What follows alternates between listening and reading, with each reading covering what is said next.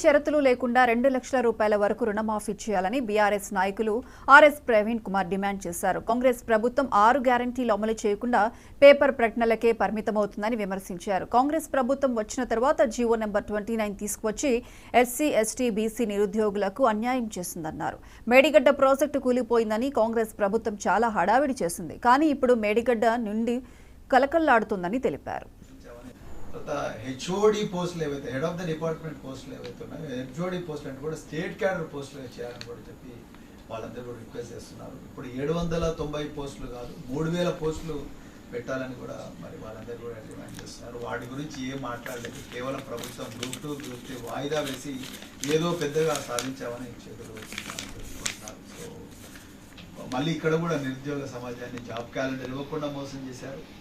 అదేవిధంగా కేసీఆర్ ప్రభుత్వం రాజ్యాంగబద్ధంగా ఆర్టికల్ 16 క్లాజ్ 4 ప్రకారం సామాజిక న్యాయం ఉండాలని చెప్పి ఎస్సీ, ఎస్టీ, బీసీ, మైనారిటీ వర్గాలకు అగ్రవర్ణాల్లో ఉండే పేదలకు కూడా వాళ్ళందరికీ కూడా ఓపెన్ కేటగిరీలో పోటీ పడే అవకాశం జీవో నెంబర్ 55 ప్రకారం 55 ద్వారా ఇచ్చింది.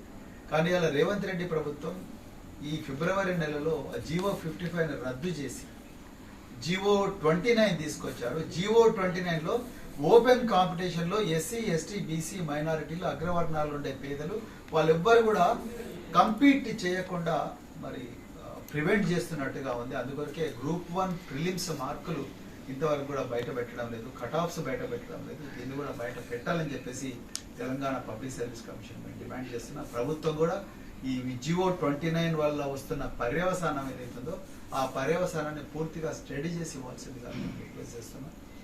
జీవో 46 ముఖ్యంగా కోదాడ ఇప్పుడు ఉత్తమ్ కుమార్ రెడ్డి గారు ఇరిగేషన్ శాఖ మంత్రి, అదేవిధంగా కోదాడ ఎమ్మెల్యే, నకరేకల్ ఎమ్మెల్యే, ఈ నల్గొండ జిల్లాకు చెందిన అందరు ఎమ్మెల్యేలు జనవరి నెలలో రేవంత్ రెడ్డి గారికి అసెంబ్లీలో ముఖ్యమంత్రి గారి ఛాంబర్లో ఒక రిప్రజెంటేషన్ ఇచ్చి జీవో 46కు సవరణ చేసి గ్రామీణ ప్రాంతాల్లో తెలంగాణ స్టేట్ స్పెషల్ పోలీస్కు సెలెక్ట్ అయిన అభ్యర్థులందరినీ కూడా మళ్ళీ ఉద్యోగాలకు తీసుకోవాలి, మెరిటోరియస్ అభ్యర్థులు వీళ్ళందరూ అని వాళ్ళందరూ రిప్రజెంట్ చేశారు.